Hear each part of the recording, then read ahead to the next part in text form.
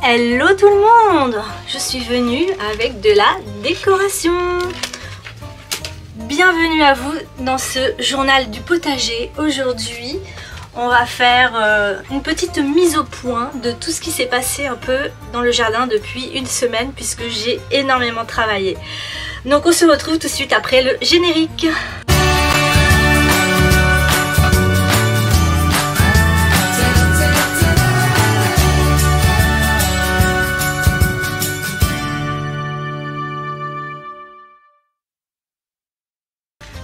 Donc aujourd'hui je suis venue avec ma boule à facettes puisque je veux des arcs-en-ciel dans ma serre. Ce sera ma nouvelle décoration pour cette année 2025 et j'ai pris aussi deux petits oiseaux qui vont être aussi normalement des accroches lumière, donc je vais voir.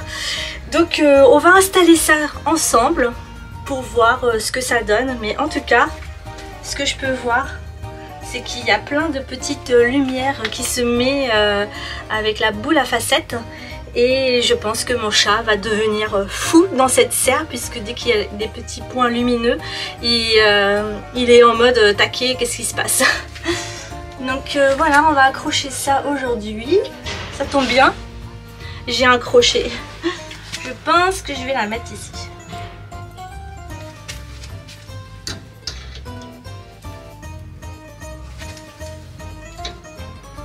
Ouais, parfait, on la voit. Celle-ci, je vais la mettre à l'entrée. Donc ce sont des petits mésanges, deux petites mésanges. Je vais la mettre à l'entrée de la serre. Ça, je l'accroche où?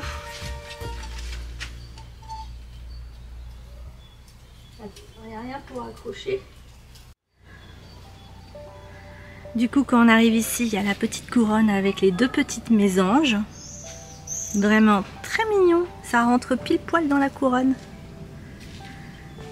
Et du coup, ici, il y a ma boule à facettes. Et on peut voir sur le sol que ça fait des petites lumières. Là, sur le haut, on voit un peu. Et j'ai mis mon petit oiseau ici pour le moment parce que je sais pas où le mettre.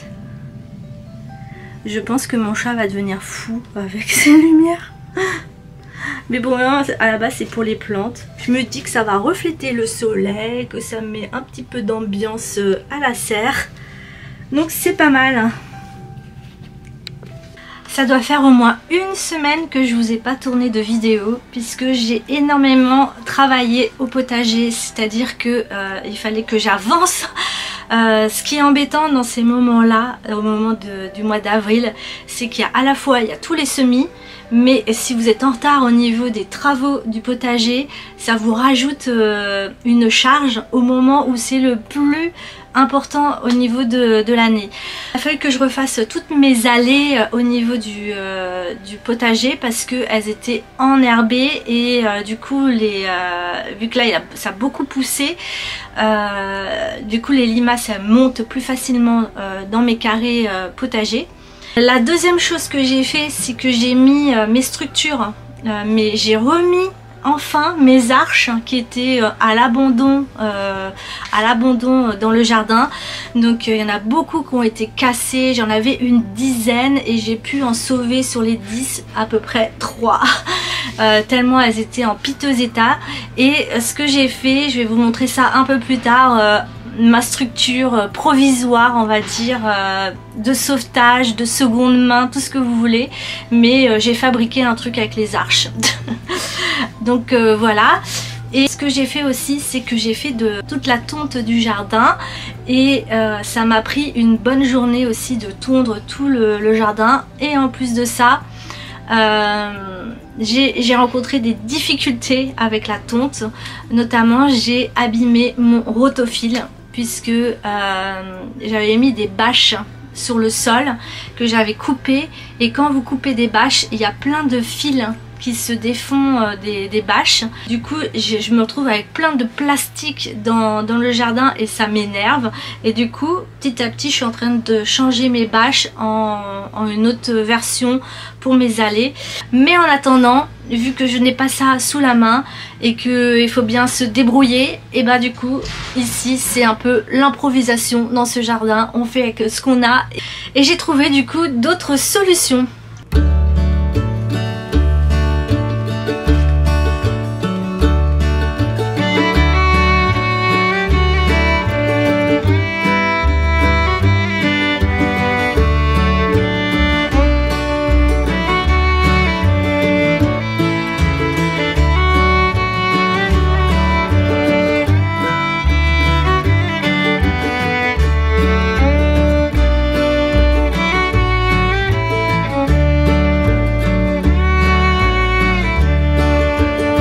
Programme du jour, je vais vous montrer la tonte de mes allées, mon rotofail puisque ça ne marche plus, le recyclage de mes arches et mon rempotage intensif que j'ai fait hier. J'ai passé la journée à rempoter tous mes plants.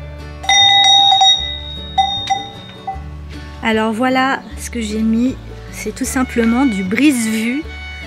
Et je pense que... Ah, je suis pas sûre au final. Hein. Je m'étais dit que les limaces allaient avoir du mal à marcher dessus. Mais là, j'en vois une. Et au final, elle avance. Maintenant, je sais pas depuis combien de temps elle est là. Ça se trouve, elle a mis 18 heures à faire ça, ce chemin. Mais du coup, là, je vois bien la limace.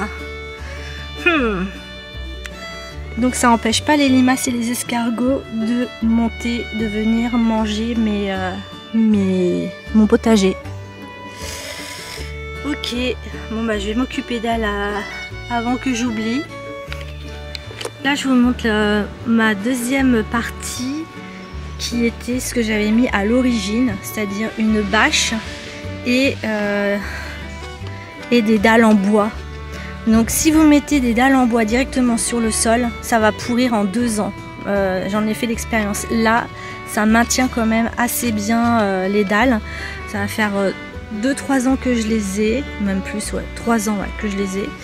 Mais ce que je reproche à la bâche, c'est que si vous les coupez, vous vous retrouvez avec des milliers de fils comme ça sur le sol. Et du coup, le rotofil, il s'enroule.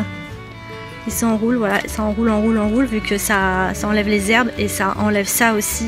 Et du coup, j'ai tué mon rotofil à cause de ça. Donc, ces fameuses bâches là, je ne veux plus en avoir dans le jardin. C'est fini. Là, ce sera ma dernière année avec ça. Et après, je vais essayer de trouver une autre solution. J'en ai partout. Vous voyez, j'en ai vraiment partout. Et ça m'énerve. C'est du plastique, c'est dégueulasse. Donc ça, c'est ce qu'il ne faut pas faire. Donc il faudrait que je trouve du paillis de bois séché gratos dans la ville. Quand ils font des élégations d'arbres, j'aimerais vraiment faire ça. Bon, alors au niveau du tout ce qui est les cultures, ça se porte plutôt pas mal. Je vais vous montrer. Au niveau des fèves, il n'y a pas trop de pucerons pour le moment. Je constate pas trop de pucerons.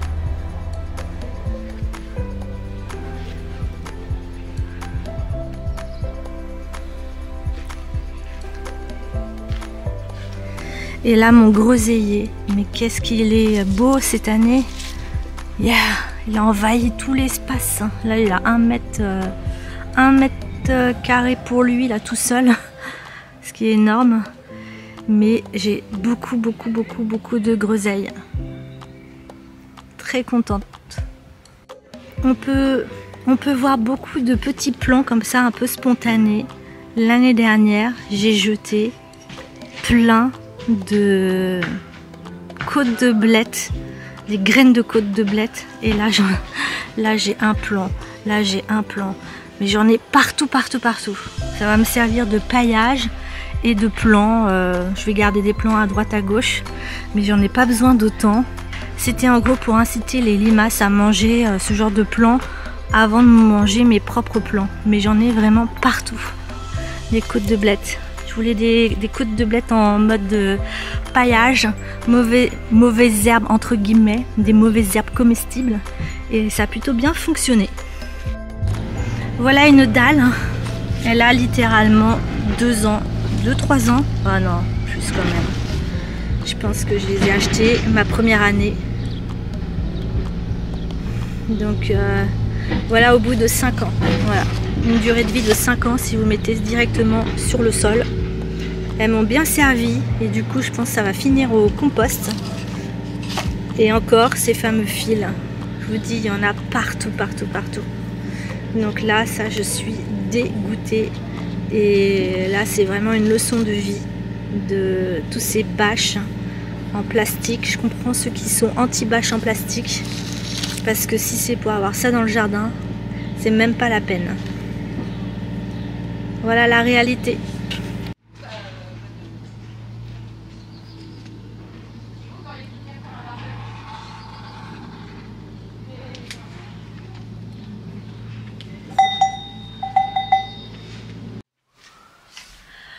Je vous montre mon rotofail.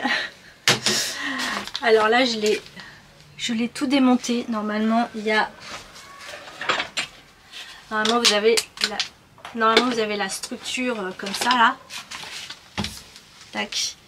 Et j'ai tout démonté pour pouvoir réparer mes conneries. Mais je n'ai pas réussi.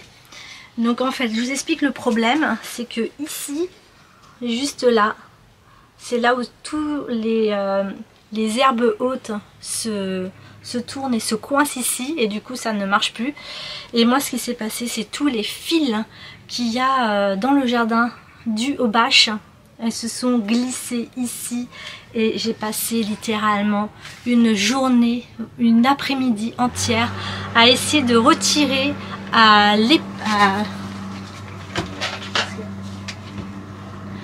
j'ai essayé de retirer à la pince à épiler, de venir chercher tous les fils qui sont coincés ici. Et j'en ai retiré plein pour vous dire que à quel point il y en avait partout dans le potager. Et du coup, j'ai cramé mon rotofil à cause de mes bêtises, à cause des bâches que j'ai coupées pour pouvoir faire pour enlever les mauvaises herbes pour mes allées. Voilà d'où est partie cette histoire de changer un peu, de refaire mes allées et d'avoir pété un appareil qui coûte 30 €. Celui-ci, j'avais trouvé chez Lidl. Il est parfait, hein, il est nickel, je l'aime beaucoup. Mais là, le moteur, je l'ai littéralement cramé.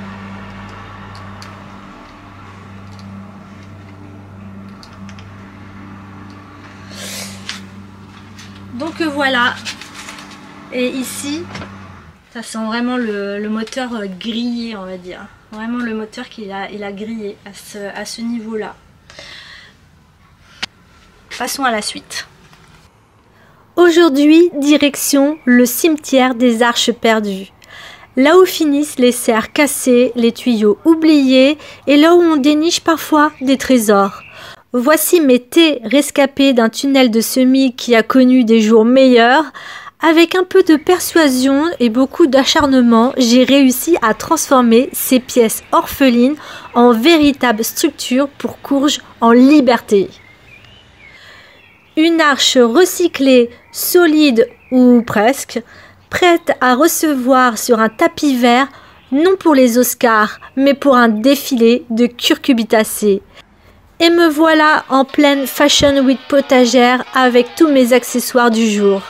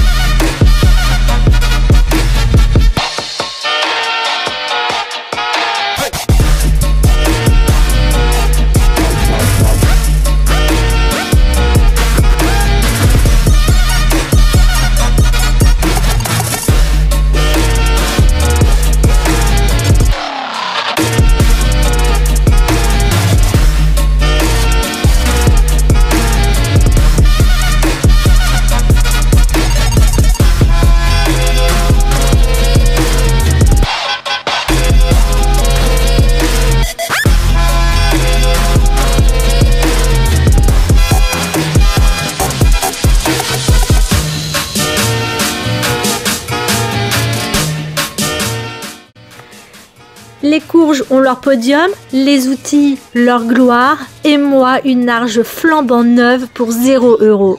Moralité, ne jetez jamais vos vieilles pièces. Il suffit d'un peu d'imagination et d'été bien serré.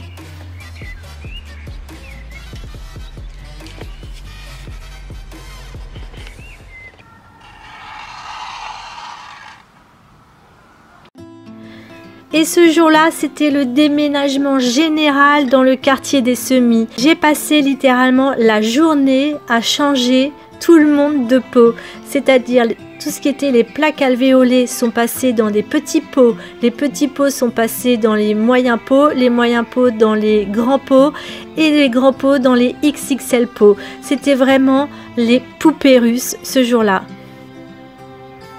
Tomates, laitues, poivrons, plus personne ne squatte dans un studio de 2 centilitres de terre. On passe au format palace racinaire. J'ai sorti mes étiquettes, j'ai sorti mon marqueur et tout a été stické, bien organisé. Et voilà le résultat, un vrai immeuble à semis. J'ai passé la journée à rempoter. Eux sont contents, moi j'ai eu mal au dos et le pulvérisateur est officiellement promu chef de l'arrosage.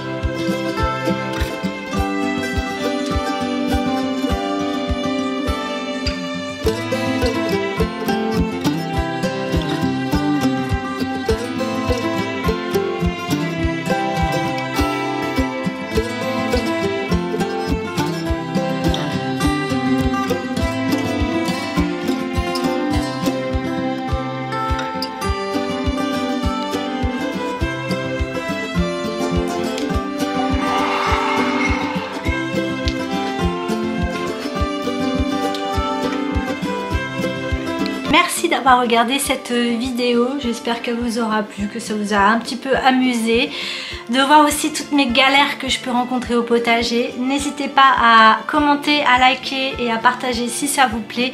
Et on se dit à très vite pour une prochaine vidéo sur la chaîne. Bisous, bye bye.